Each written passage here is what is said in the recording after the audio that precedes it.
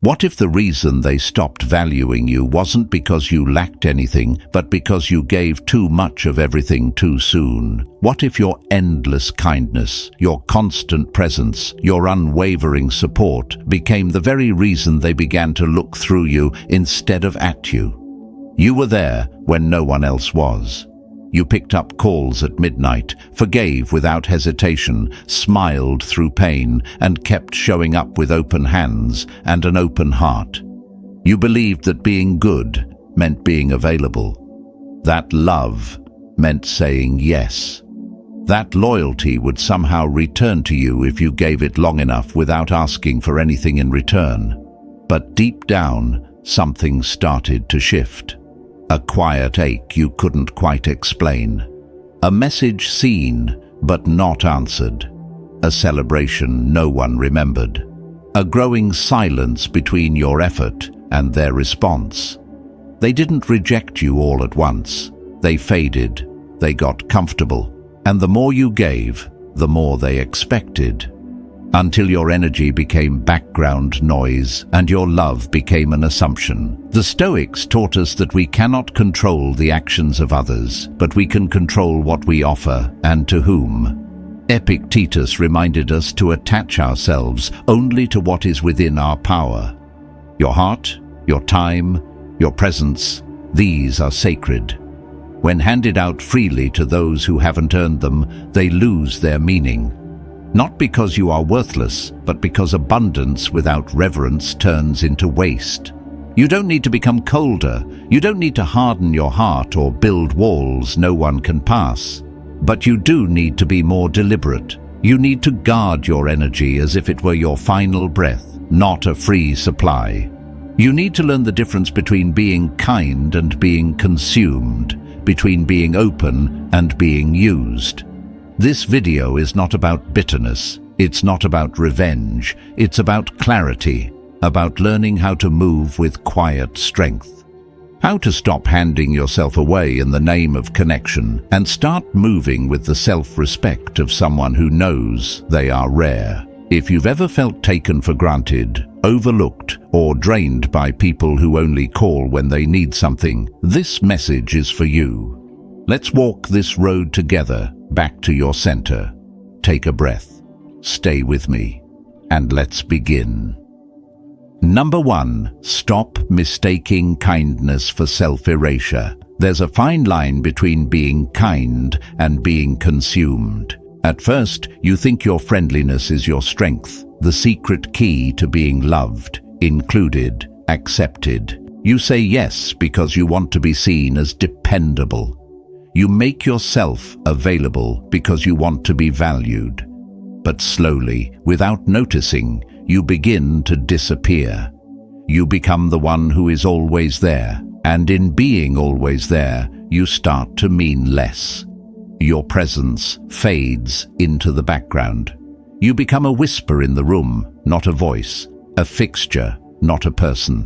When you never say no, when you answer every call regardless of the hour, when you rearrange your life to fix someone else's chaos, you're not showing strength, you're broadcasting fear, the fear of rejection, the fear of being forgotten, the fear that if you stop giving, you'll stop mattering. But Stoicism reminds us, to fear loss is to hand away our peace. To live chained to the approval of others is to deny the authority of our own soul. People can feel it, even if they never say it. That quiet desperation in your yes, that unspoken plea behind your help. And without realizing it, they begin to see you differently. Not as a strong, centered presence, but as someone they can call when it's convenient, cancel without guilt, take from without limit. Gratitude fades, respect erodes, because you've trained them that your time comes free, that your energy has no cost, that your love arrives unguarded and endless. But that's not kindness, that's surrender. Seneca once said, "No person has the power to have everything they want, but it is in their power not to want what they don't have, and to cheerfully use what they do have." What do you have? Your time, your energy, your presence, These aren't just resources, they're the sacred currency of your life. And when you give them freely to those who haven't earned them, when you hand them out like flyers to anyone who asks, you are not being generous, you are being reckless with yourself. You wouldn't let strangers wander barefoot through a cathedral, so why let anyone stomp through your life with dirty feet and selfish intentions? Your soul is a sacred space. Your heart is not a highway for every passerby to trample. Your time is not a public service. Boundaries are not about shutting people out. They're about showing people the gates to something holy. You erect them with pride, not out of spite, but out of self-respect. Start by pausing. When someone asks something of you, don't jump to yes. Breathe, consider, let the silence stretch. Ask yourself, does this person deserve access to me? Have they earned the version of me I give so freely? And if the answer is no, then say no. Say it without guilt. Say it without needing to explain or apologize. Say it because you are not a utility. You are not furniture. You are not disposable. And here's what will happen when you finally draw that line in the sand. Some people will step up. They will recognize your value. They will honor your time. They will meet you with the same energy you once gave unconditionally. Others will vanish. They will retreat into the silence where they came from because they were never there for you, only for your usefulness. Either way, you win. Because you've reclaimed your dignity. You've chosen your peace. You've stopped bleeding for people who never once tried to stop the cut. If you've ever felt drained, quietly crushed by the weight of giving, exhausted from always being the one who shows up, then hear this. Your value was never in your availability. It was never in how quickly you responded. It was never in how much you bent. Respect is not born from being easy to reach. It's born from being worth the effort. So protect your energy. Speak your boundaries like thunder, guard your soul like a sacred flame, and let this be your mantra, whispered when you feel pulled too far, shouted when you feel overlooked. I am not available to those who do not value my energy. Say it again. Let it settle in your bones. Because this isn't just a sentence, it's a declaration, a turning point, a promise to yourself that from this day forward, your presence is earned, your light is rare, your spirit is protected. Now hold that line. And in the next part, we'll go even deeper into what happens when giving becomes your default and how to stop burning for people who refuse to build their own fire. Let's keep going.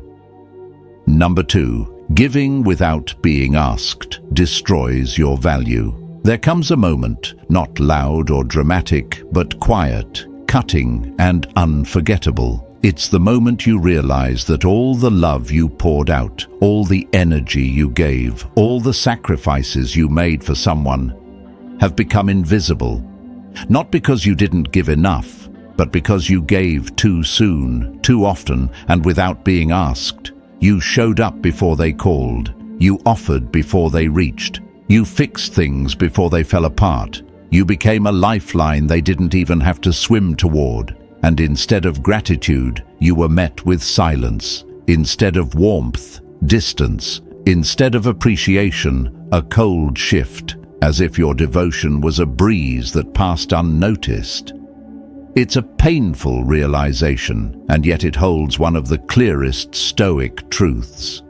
People do not value what comes without effort.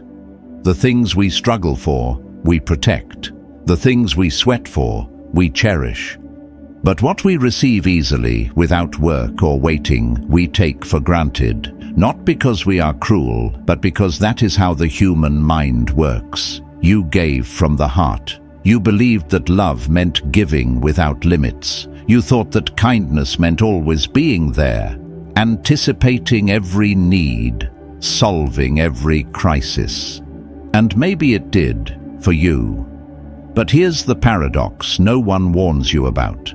When you give everything without being asked, without being earned, you don't elevate your worth in their eyes. You dilute it. Imagine someone handing you water in a desert. You're dying of thirst. You would honor that water. You would protect every drop. But now imagine someone breaking open a pipe and flooding your feet with it, day after day, whether you're thirsty or not. Eventually, you stop noticing the water. You walk over it. You get annoyed when it stains your shoes. That's what happens when we give too much, too soon, without being asked. We drown people in a gift they haven't earned, and in doing so, we teach them that we are easy to overlook. Marcus Aurelius once said, "Don't go on discussing what a good person should be, just be one." But that doesn't mean being endlessly available. Being good does not mean being foolish. Being kind does not mean offering your soul to people who treat it like spare change. There's a difference between generosity and surrender, and too often, in the name of love, we cross the line into self-erasure. There was a man I knew, let's call him Daniel, who gave everything to the people around him. He drove friends across town at midnight. He paid for meals, covered rent, offered support before anyone asked. And in the beginning they praised him, but over time they began to expect it. Calls came only when people needed something. Texts went unanswered unless he initiated. One day, after paying someone's overdue bill for the 5th time, he realized something. No one ever asked how he was doing. His goodness had become currency, not cherished, not respected, just used. And that was the day Daniel changed. He stopped giving without pause. He stopped offering without invitation. And something remarkable happened. Half the people disappeared, but the ones who remained, they started checking in. They stepped up. They finally saw the worth of what he'd always given. Because now, they had to earn it. This is not about punishment. It's about presence. Stoicism teaches us to know what is within our control, our energy, our time, our standards. When you give endlessly without asking yourself why or to whom, you're not being kind, you're being careless with your own soul.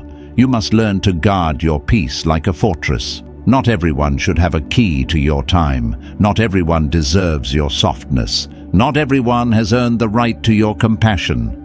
Pulling back is not cruelty. It is clarity. It's saying, my energy is sacred. My love is not a free sample. My presence is not a default setting. It's allowing silence to do what your words never could. Demand respect through absence. And if someone asks, where did you go?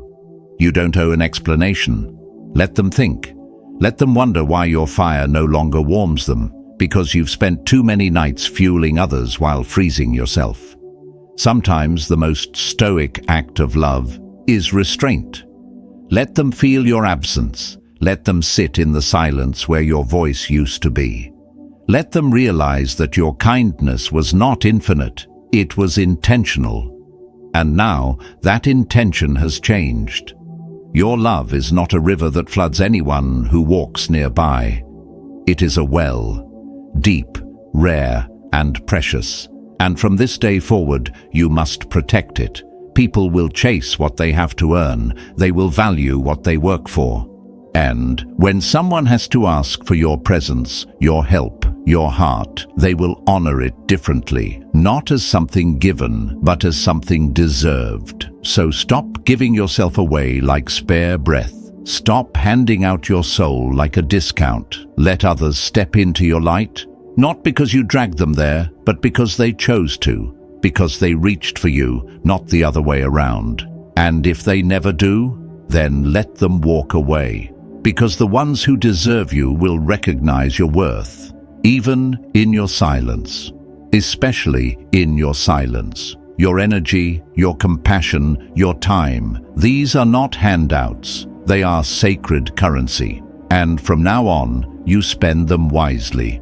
Now, take this awareness with you. Carry it like armor, because next, we're going deeper into the heart of what it truly means to respect yourself before expecting it from anyone else. Let's continue. Number 3, When you have no boundaries, they start testing you. There's a quiet shift that happens when people realize you won't push back. At first it's subtle, a delayed reply you pretend not to notice, a favor that makes you uncomfortable but you agree to anyway, a joke at your expense that you laugh off even though it stings. These moments seem small, isolated, forgettable, but they're not. They are cracks. And if you ignore them, those cracks will grow into canyons, swallowing your dignity piece by piece. That's how it begins. Not with hatred, not with malice, but with testing. People don't wake up and decide to disrespect you. They ease into it. One unanswered boundary at a time, one silent no that you never say. And the more you allow it, the more they take. Until one day you look around and realize something chilling. Your kindness has become your weakness, and your silence has become their permission. When you're always agreeable, always smiling, always saying yes just to keep the peace, you send a message. And whether you realize it or not, that message is loud and clear. You can push me, I won't stop you, and so they do. Plans get cancelled without apology. You get talked over in rooms where you used to be heard. People only reach out when they need something. And yet, you remain friendly, thinking that your patience will eventually be rewarded, that your loyalty will earn you respect. But respect doesn't come from enduring mistreatment. It comes from enforcing your worth. Stoicism teaches us that real strength isn't loud or flashy. It's quiet, deliberate, unwavering. It's not about attacking, it's about refusing to bend where you shouldn't. Epictetus said, "If you want to improve, be content to be thought foolish and stupid." Because when you start to stand up for yourself, when you draw a line and mean it, people will resist. Not because you're wrong, but because you've stopped being easy to use. You'll be called cold, you'll be accused of changing, you'll feel the discomfort of being misunderstood. But that discomfort is just the sound of control slipping from their hands. It's the noise of someone realizing they no longer own access to you. Because you've stopped being a playground, you've become a fortress with walls made not of stone, but of earned self-respect. And if it hurts to say no, if it hurts to hold your line, that's okay. Let it hurt. Because that pain is a sign you're healing, that you're unlearning the toxic belief that love equals self-erasure. You're going to feel the pull to please. You'll feel it strongest with the people you care about. That's the hardest part. The fear that setting a boundary means losing the connection, that saying no will make them leave. But if someone walks away because you finally started protecting your peace, they were never there for you. They were there for the version of you that was always bending. Kindness is not weakness, but kindness without boundaries, that's a trap. It lures people into thinking they can test you without consequences, that they can cross lines you never drew, and in the absence of those lines, they will walk all over you until you forget what self-worth even feels like. But today, that ends. Today, you become unshakable, not cruel, not distant, but clear, calm, firm, the kind of presence that makes people pause before they speak. The kind of energy that shifts the room, not because you demanded anything, but because your silence carries weight now. Your presence is no longer casual. It costs something. It requires something in return. Let me tell you a story. There was once a man who never raised his voice, never argued, always helped, always stayed late, always said yes. People praised his kindness, but they rarely respected his time. And then one day, after a particularly exhausting week of fixing other people's messes, he stopped. He didn't announce it. He just stopped overextending. When someone texted at midnight, he didn't reply. When someone interrupted him in a meeting, he let the silence hang. And when someone asked for a favor he didn't want to do, he said, "I can't do that right now." Nothing more. At first, people were confused. Some were even angry. But then, something unexpected happened. The people who mattered adjusted. They began to approach him differently, with respect, with intention. They realized he wasn't available at all hours anymore, and instead of pushing harder, they started valuing him more. That is what reclaiming your presence looks like. It's not about building walls to keep people out. It's about setting a gate and deciding who gets through.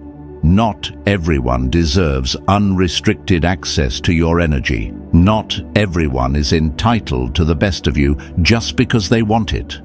And if someone's love depends on your silence, your exhaustion, your constant availability, that's not love, that's convenience. So from now on, your presence is not a free sample. It's earned, not through fear or manipulation, but through mutual respect. If you've spent your life being the one who never says no, who always forgives, who always comes back no matter how many times you're overlooked, then hear this. You are not weak. You were just never taught how strong it is to be firm. But you're learning now.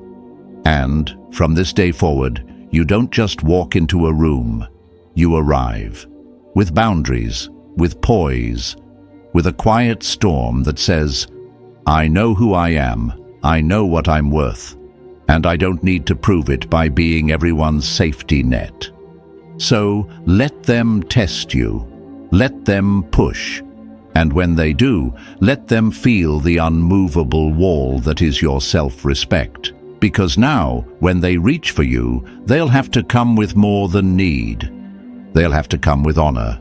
And in the next part, we'll go even deeper into the silent decisions that shape your power, starting with the choice to protect your peace, even when it makes others uncomfortable. Let's keep going.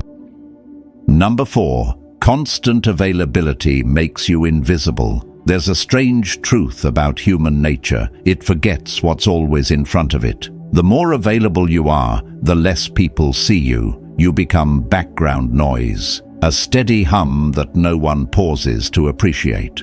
At first, they might have admired you for your presence, for your reliability, but soon they stop noticing. And without noticing, they stop valuing. You show up constantly. You answer every call. You offer your support, your time, your energy like it costs nothing. You smooth over every conflict, calm every storm, and in doing so, you erase the very edges of who you are. Your generosity becomes routine, your light expected. And what's expected rarely inspires reverence. It inspires entitlement. You don't realize it at first because your intentions are pure. You think that showing up is how you prove you care. But when you're always there, there's no space left for absence. And without absence, there's no mystery, no hunger, no magnetism. You've become air, essential but invisible. When you never give someone the chance to miss you, you deprive them of a very necessary experience. The ache of your silence, the echo of your absence, the weight of your energy missing from their world. People don't mean to take you for granted, but the mind adapts. And when something is always available, it fades into the background. Think about the sun. It rises every day. It lights up the sky. But how often do we stop to appreciate it? Really stop.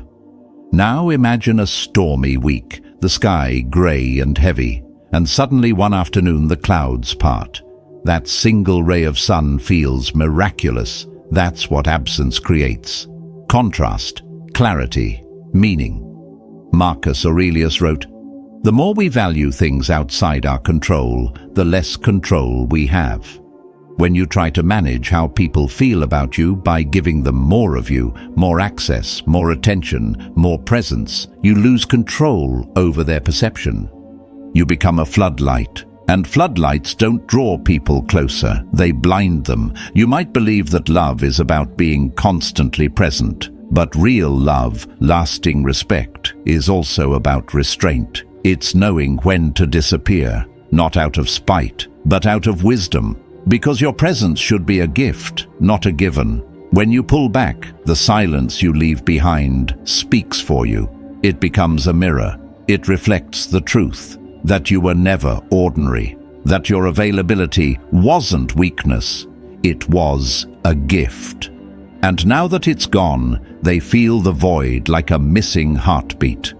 Let me tell you a story. There was a woman, let's call her Sarah. She was the kind of person who showed up for everyone, the go-to friend, the constant helper. She responded to texts in minutes, rearranged her schedule for others, stayed late to listen, even when no one asked how she was doing. People loved her presence, but stopped respecting it. Until one day, she stopped showing up. She didn't announce it. She just paused. She stopped initiating, stopped replying so quickly, stopped overextending, and slowly something happened. The people who used to expect her began to notice the silence. At first, they were confused, then annoyed, then reflective. One of her friends eventually reached out, not with a favor, not with a complaint, but with something rare: gratitude. "I didn't realize how much you carried," they said. "I just assumed you'd always be there." And that's the point.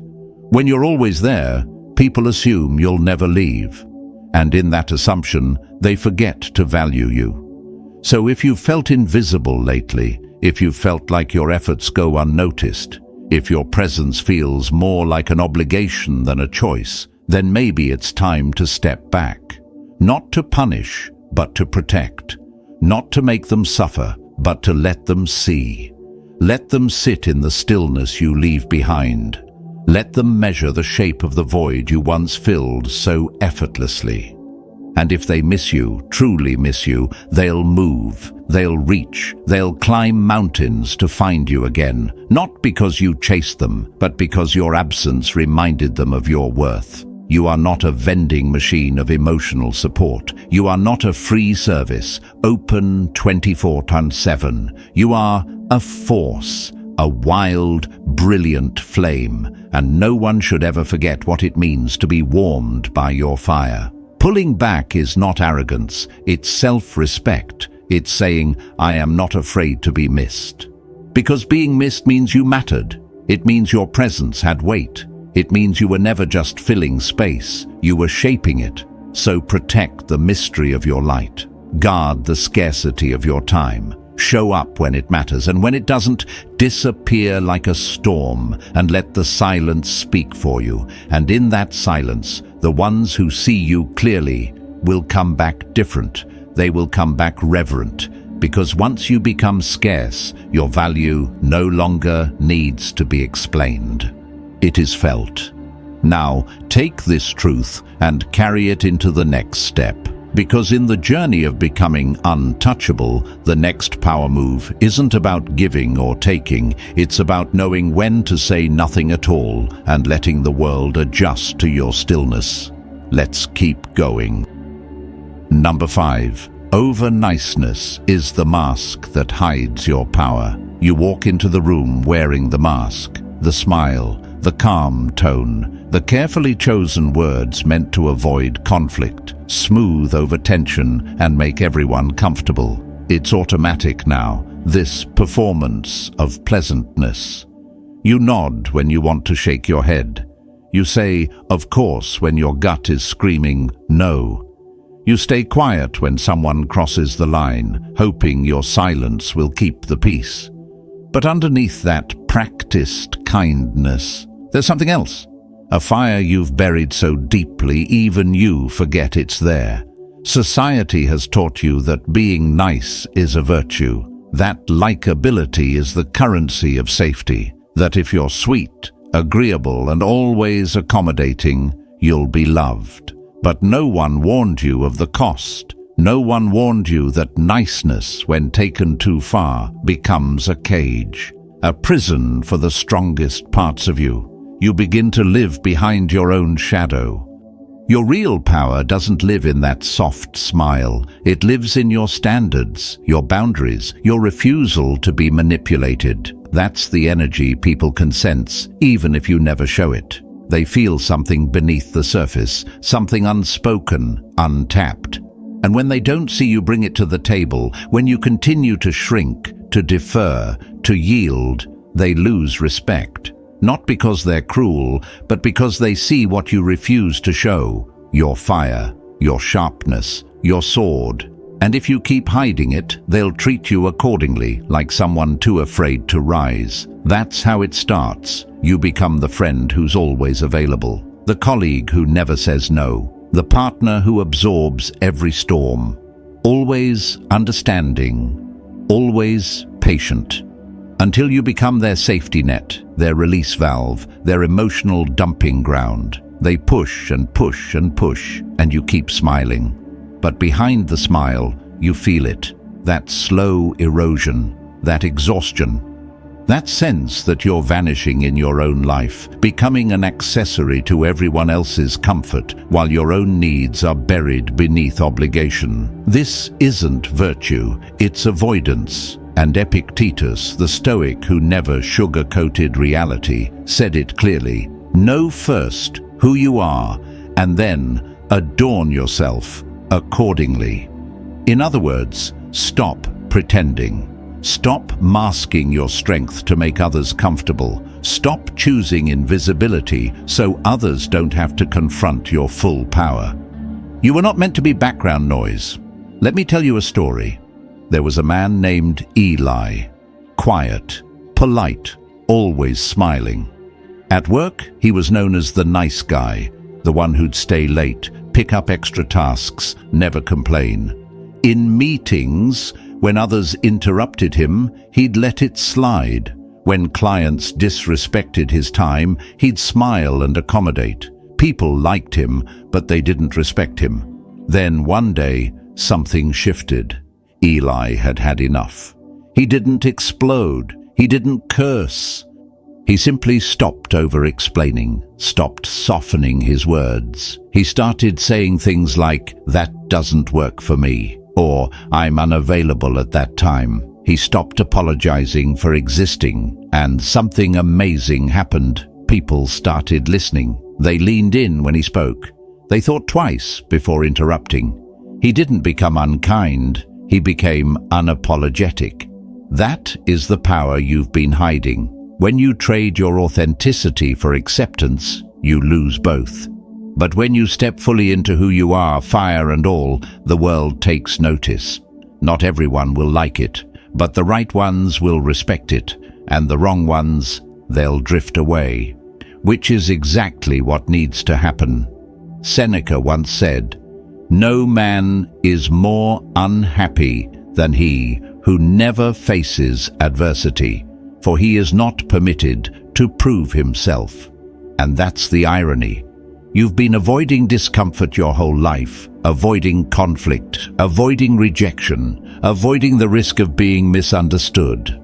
But by avoiding adversity, you've avoided your own strength. You're not here to be agreeable, you're here to be whole. You don't have to scream to be powerful, you don't have to fight every battle, but you do have to stop hiding, stop shrinking, stop thinking that keeping everyone happy is the same as being good. Real goodness has boundaries, real love tells the truth. Real power doesn't beg to be seen, it commands presence through clarity. So start now, say what you mean. Let your tone carry your truth. Let your silence speak when words won't do, and let your absence thunder when your presence is taken for granted. Stop handing yourself out like a flyer. Stop pouring your soul into people who treat you like a placeholder. Pull back. Reclaim the sharp edge they forgot you had. You are not too much. You were just giving too freely to those who never had the depth to hold you. And here's the secret. When you begin to honor your power, when you wear it openly without shame, everything changes. You'll no longer attract people who need you to stay small. You'll attract those who match your fire. Those who see you and say, "There's someone who cannot be bought, cannot be shaken, cannot be used." So let the world adjust to the new version of you. The one who no longer trades peace for politeness. The one who has learned that being feared a little is sometimes the cost of being respected deeply. The one who knows that kindness without strength is not kindness, it's submission. The next time you feel the urge to soften yourself to be accepted, remember this: you are the storm they forgot was sleeping. And now you've awakened. So go forward, not as someone trying to be liked, but as someone too powerful to be ignored. And in the next step, we'll dive into what it means to become unshakable, not just in appearance, but in soul. Because once you stop being overly nice, you stop surviving and you start commanding. Let's keep going. If something in this message struck a chord with you, let it do more than linger in your thoughts. Let it become a turning point. You've spent enough time giving without pause, being available without boundaries, offering yourself like air, always needed, never noticed. But from this moment on, that can change. Not because you need to become someone new, but because it's time to return to who you were before the world taught you to stay small.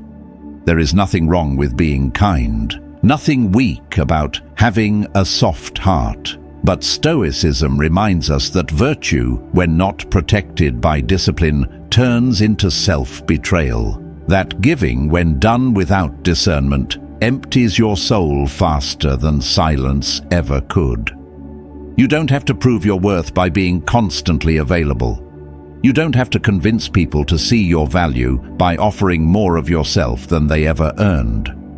What you do need is clarity, stillness, the ability to pause before you give and ask yourself, is this act an expression of strength or fear? Let that question guide you now. If this video felt like something you've been needing to hear, do not let the feeling pass. Let it move into your day, into your relationships, into your next decision. Let it help you say no where you used to say yes. Let it remind you that your presence is a gift, not a guarantee. That your time, your energy, your love are not to be tossed around like spare change. And if you know someone who constantly sacrifices themselves just to be liked, who gives until they're empty and still feels unseen, share this with them. Sometimes it takes just one conversation, one shift in language, one honest reflection to awaken something buried under years of people-pleasing.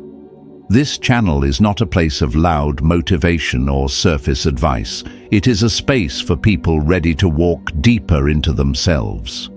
If that's you, subscribing is not just a click. It's a quiet decision to stay close to this path, to return again and again to what matters. And when you're ready, speak. Not in long paragraphs, not with justifications, just 3 words in the comments below. No more crumbs. Say it like a declaration, like a turning point. A reminder to yourself and anyone watching that from now on, your soul is no longer a clearance item. It is rare, it is guarded, and only those who recognize its worth will be allowed near. You have nothing to prove. You only have yourself to reclaim. And when you're ready to go deeper, when the world becomes loud again and you need a voice to bring you back to center, there's a next step waiting. The next video will not demand your attention. It will invite it. Until then, breathe, stand tall, and walk into the world with the quiet, grounded power of someone who has finally remembered their value.